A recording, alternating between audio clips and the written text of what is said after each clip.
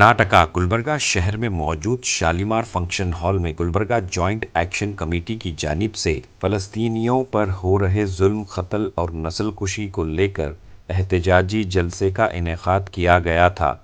फ़लस्तीनियों पर जुल्म और नस्लकुशी उन्वान पर मुक़र्रीन ने फ़लस्तीनियों की हिमायत में अपने अपने तासुरात पेश किए। इस मौके पर गुलबर्गा शहर के उलमाए हज़रात और गुलबर्गा जॉइंट एक्शन कमेटी के ज़िम्मेदारान मौजूद थे। तो आइए देखते हैं तफसीली रिपोर्ट। Bureau report Atraf TV Urdu news. 22 महीनों में चाहे ये पहली बार हुआ है कि कल जंतर मंतर पर एक बहुत बड़ा एहतजाज मुनज़्ज़म हुआ। इससे पहले जो एहतजाज मुनज़्ज़म हुए वो बहुत छोटे एहतजाज मुनज़्ज़म हुए थे।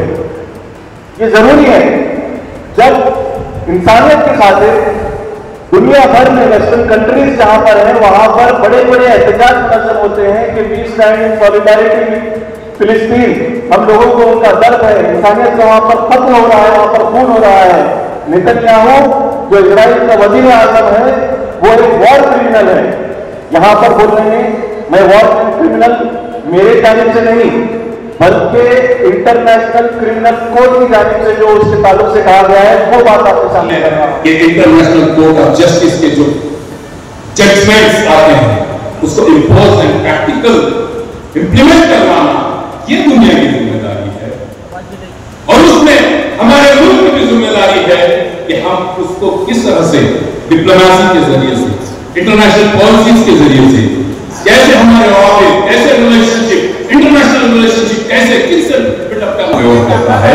और मेरे पड़ोसी ममालिक जो खास करके इस मुल्क के साथ हमेशा से मिडिल ईस्ट खड़ा रहा, वो जो अरबियन कंट्रीज का जो खिता रहा है हमेशा से ये मुल्क के साथ गाहे बाहे खड़ा रहा, उनके साथ खड़ा होना, उनके साथ शाना बाशानी। अब फलस्तीन की बात कर रहे हैं, गाजा की बात कर रहे हैं, ये क्या कर रहे हैं? 57 कंट्रीज जिनके पास हुकूमत है, असलहा है, बारूद है, हथियार है, और ये फलस्तीन कमजोर बमबारी किस पर हो रही है? निहत्तों पर, जिनके पास जलाने के लिए चिपाटा नहीं है, चिपाटा उनका नाहक खून बहा जाता रहा है 2 साल से मुसलसल, मगर 48 से रेगुलर लाकर बिठाया गया, मुकदर किया गया तो कोई आवाज उठी, कहीं किसी का दिल कांपा, आंसू निकले, मस्जिदों के मींबरों से आवाजें उठी। हमारा मुल्क हमेशा इंसानियत का पैगाम देता है, मजलूमों के साथ खड़ा है, आ कहा है। पता सोचिए, बच्चे भूख से तिलक कर मर रहे हैं, औरतें मर रही हैं, जवान मर रहे हैं। एक बमबारी का सिलसिला जारी है, मिसाइल आ रहे हैं, बम आ रहे हैं, निहत्तों पर गिर रहे हैं। और जो कैंप बनाए गए हैं हिफाजती, वहां पर भी बमबारी हो। क्या मकसद? मकसद तुमको को निकाला जाए, तुमको रुसवा किया जाए, तुमको शहीद किया जाए। अगर कामयाब होना है पलट आओ दीन की तरफ, पलट आओ कुरान के अहकाम की तरफ, रब्बे जलाल के इरशाद की तरफ आओ। नबी ने जो तरीका दिया है उसे अपनाओ, फिर तुम थोड़े क्यों ना हो बड़ी जमातों पर गाली मारो। ऐसा पेट भर के खाना खा के रब्बाना ज़लमना बोलना बहुत आसान है, डकार लेकर रब्बाना ज़लमना बोलना बहुत आसान है। बाबा मेरा बेटा मरेगा तो मेरी आंख में पानी आएगा, मुझे आंसू निकलेंगे। पड़ोसी का बेटा मरेगा तो मैं सिर्फ दिलासा दूंगा, पुरसा दूंगा। और मोमिन की शान यह है कि किसी भी इंसान को तकलीफ होती है तो मोमिन का दिल घुटता है, आंसू बहता है। आज 2 साल से निहत्ते मुसलमानों पर बारूद बरसाया जा रहा है। सब खाती रहे व्हाट्सएप या ऐसी बीमारी में लगा दिया गया कि मस्जिद के मिंबर पे खुतबा हो रहा है, मुसल्ली मस्जिद में बैठ कर उंगली कर रहा है मोबाइल पे। किसी को एहसास नहीं हम कहाँ जा रही है, हालात क्या, बच्चे बदतर हो रहे हैं, दुनिया में कैसे नसीबों फला खा रहे हैं, किसी को कोई एहसास। और ये यूएनओ की बात की जा रही है, वो तो तमाशाई है। जैसा अमेरिका और ये इसराइल मचाएगा वो वैसे कितनी खराब बातें पास हुई इसराइल के खिलाफ, यूएनओ में कितनी खराब बातें, अल-कादिर से लेकर आज तक एक भी खराब बात पर आज तक अमल नहीं हुआ। क्यों? सोचो। और आज वक्त है, आवाज दे रहा है, हिंदुस्तान भी तुमको पुकार के कह रहा है। तुमने कहा था सारे जहां से अच्छा हिंदुस्तान हमारा, हम गुरु हैं इसकी, ये गुरु पिता हमारा, मजहब नहीं सिखाता, और रखना हिंदी है, हम वतन है सारा जहां। कामयाब होना चाहते हो मेरे दोस्तों तो करो अहकाम इस्लामिया की तरफ, कुरान के हुक्म की तरफ आओ, नबी की सीरत को अपनाओ, नबी के तरीके को अपनाओ। डॉक्टर इकबाल ने कहा था सबक पर फिर सदाकत का, अदालत का, इताअत का, तीनों चीजें हमारे माशरे से मकबूल है। तो हमारे अंदर वो चीज आनी चाहिए। हम दीन के अहकाम को, खुदा के फरमान को अपने दिलो दिमाग में साथ लेना चाहिए। हम मजम्मत करते हैं दुनिया में जहां कहीं भी जुल्म हो रहा है, जहां कहीं भी सताया जा रहा हो, इंसानियत में इस्तेमाल किया जा रहा है, हम एक्शन करने के लिए पालन को मजम्मत करते हैं और चाहते ये है कि सारी दुनिया में अमन व अमान हो, हर तबके का इंसान सुकून व इत्मीनान के साथ जिंदगी गुजारे। यह हमारे इस्लाम का पैगाम, आफाकी पैगाम। मेरे आका ने फरमाया जो हथियार डालते उसे भी अमान है, जो दरवाजा बंद कर ले उसे भी अमान है। एक के घर में अगर पना देगा जिसने मुसलसल सताया था, अगर उसके घर में भी जाकर छुप जाए उसे भी अमान। आम माफी का यह है।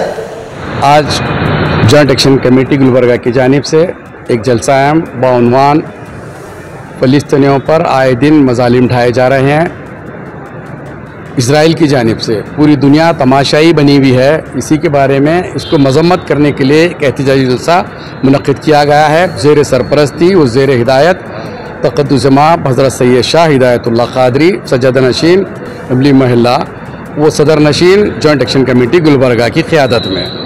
तो इस जलसे में अब जो डिसाइड हो गया है वो ये है कि फ़लस्तीनियों पर निहत्ते पूरी दुनिया तमाशाई बनी हुई है और यहाँ पर साफ नज़र आ रहा है कि एक फ़लस्तीन मुल्क को तन्हा व आज़ाद रखकर पूरे जुल्म बर्बरियत का शिकार बनाया जा रहा है, यहाँ तक कि नस्ल कशी भी की जा रही है, काबिल मजम्मत है।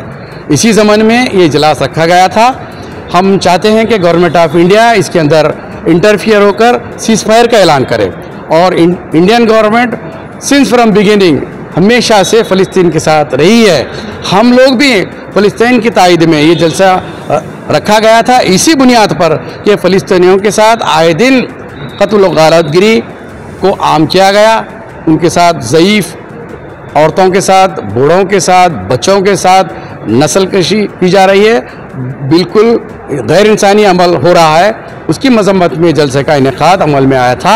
लिहाजा हम और एक दफ़ा हमारी गवर्नमेंट ऑफ कर्नाटका और गवर्नमेंट ऑफ इंडिया से भी गुजारिश करते हैं, चैनल के ज़रिए पुरजोर डिमांड करते हैं, मुतालबा करते हैं कि इसके अंदर मुदाखलत करते हुए अपनी आवाज़ को रखें और हिंदुस्तानी गवर्नमेंट का मौक़िफ़ साफ बताया जाए कि हिंदुस्तानी और विद द फ़लस्तीनियंस, ये पैगाम देने की सख्त हालात और वक्त का तकाजा। सॉलिडारिटी विद फ़लस्तीन, पूरी दुनिया भर से एहतजाज हो रहे हैं, आवाज़ें उठ रही है।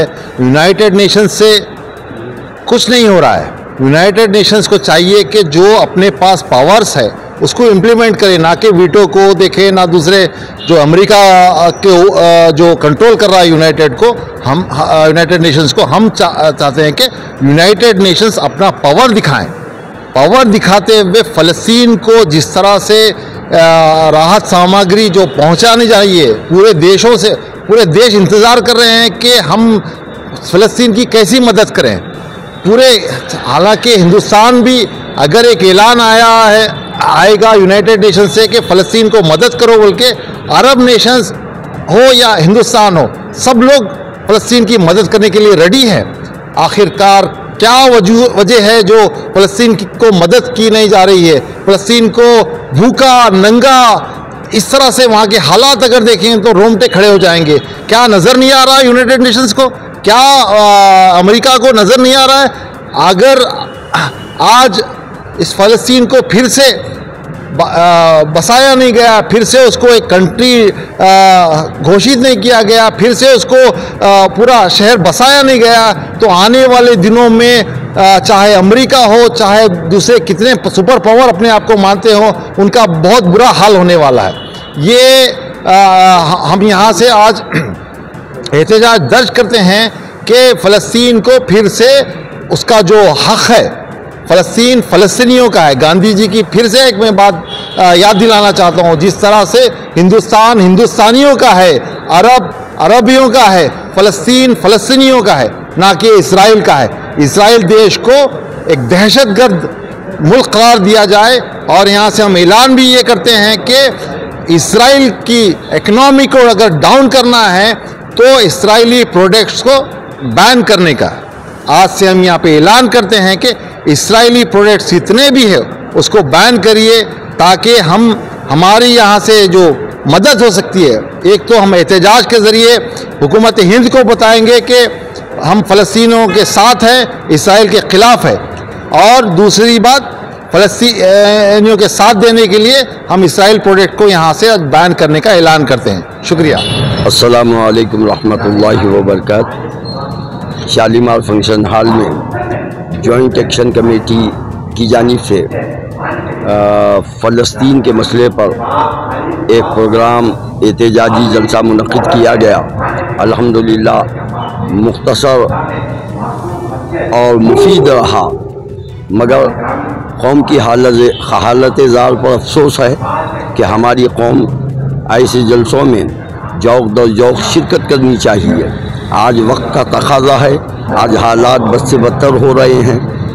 इन हालात में हमें हर एक का ख्याल रखना चाहिए।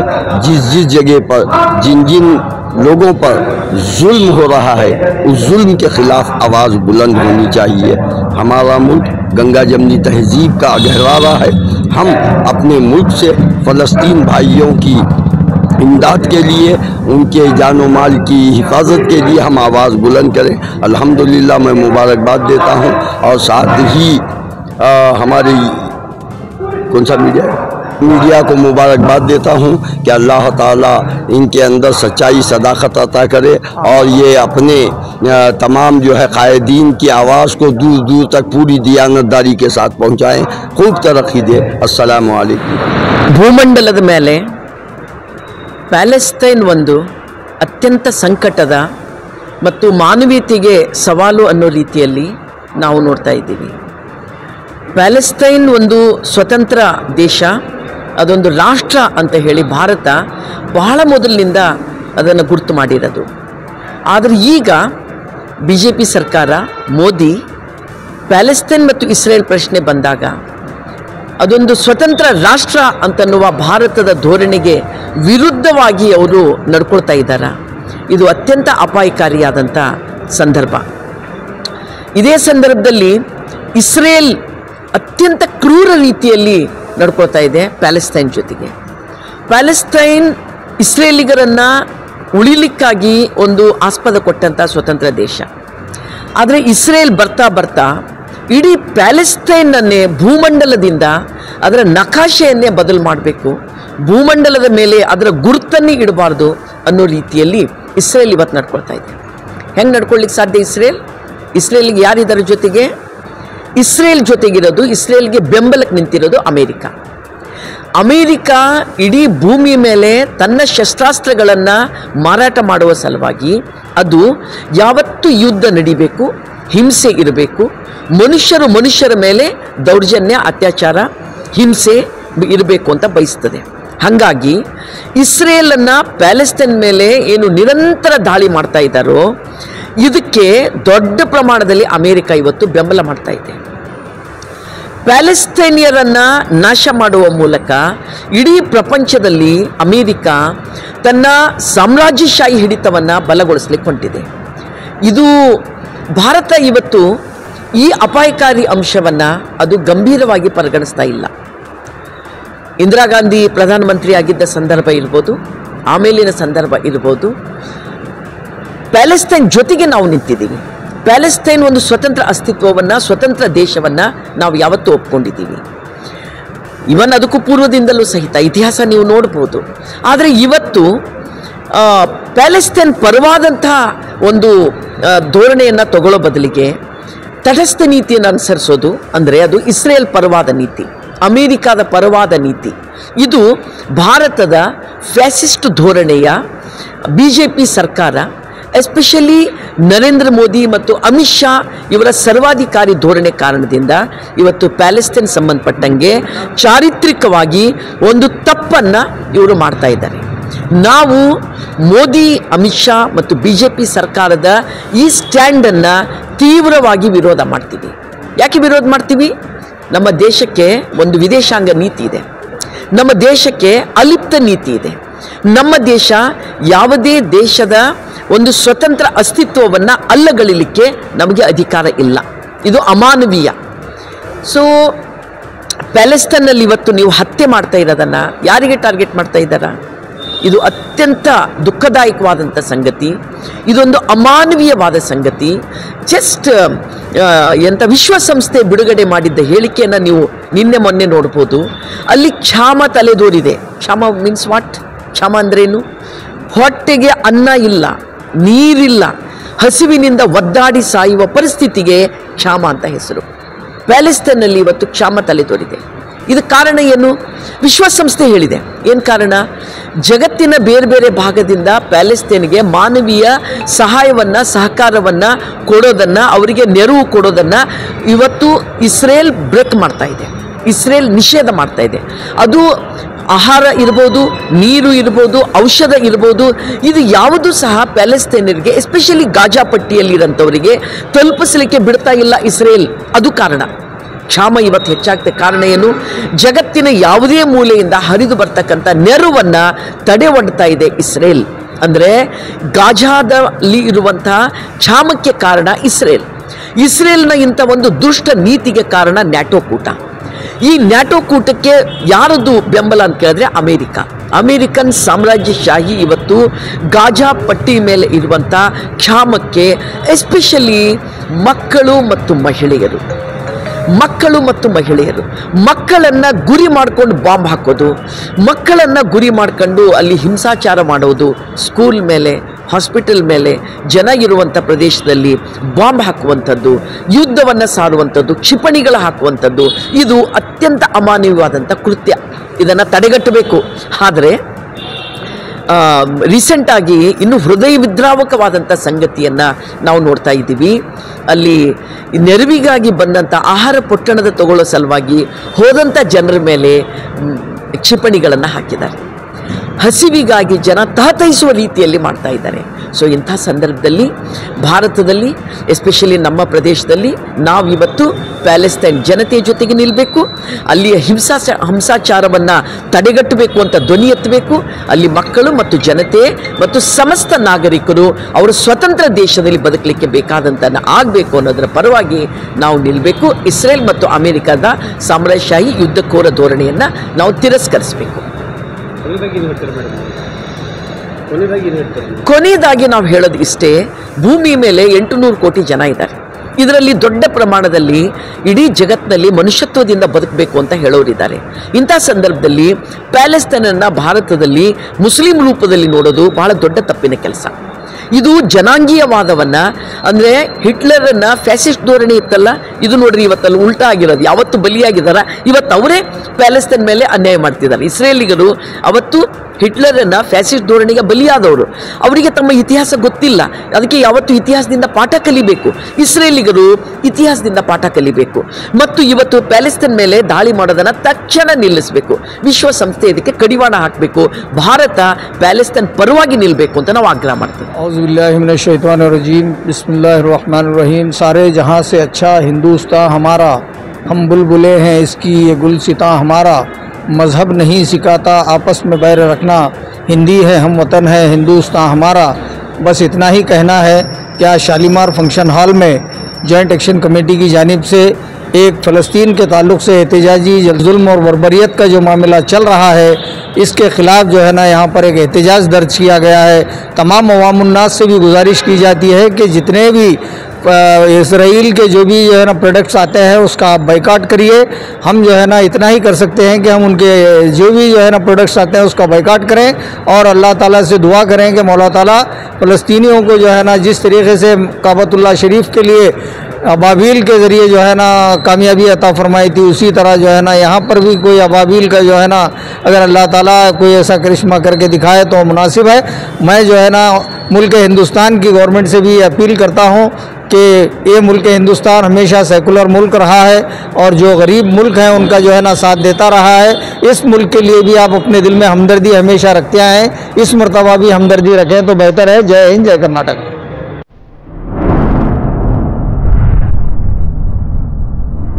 अतराफ टीवी, हर बात सच के साथ।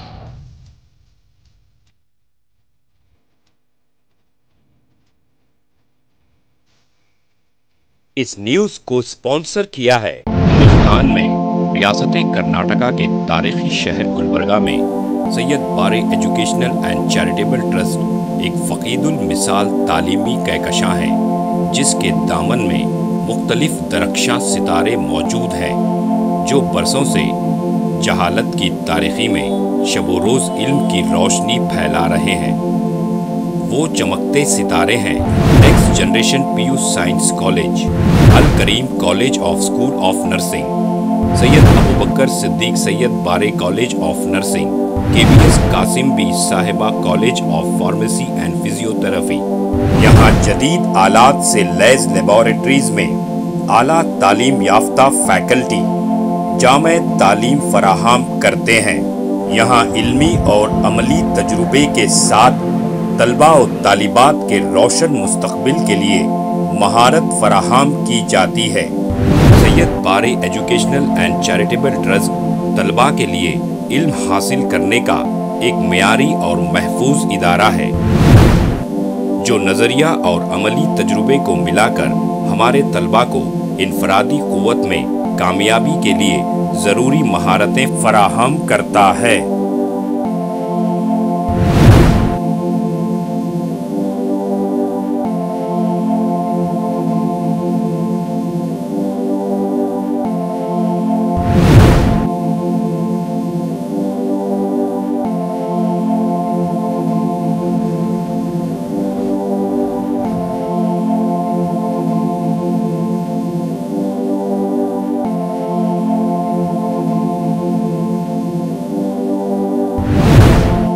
तलबा और तालिबात की आमद और रफ्त के लिए यहाँ बसेस का बेहतरीन इंतज़ाम है।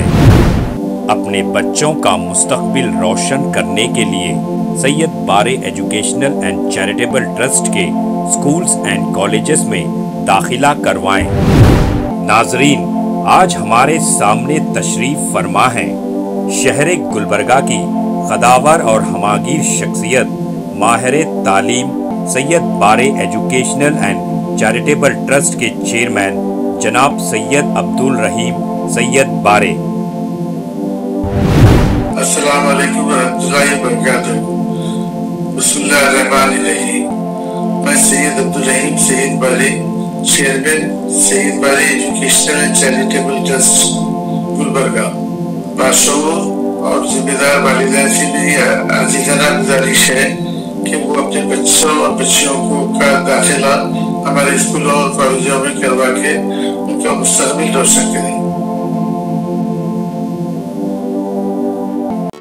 SAR फैंटेसी वाटर पार्क, सारे फैमिली का एंटरटेनमेंट, पिकनिक, हॉलिडे, वेकेशन, सबके लिए बेहतरीन वाटर पार्क। आप भी आइए, सबको लाइए। SAR fantasy water park.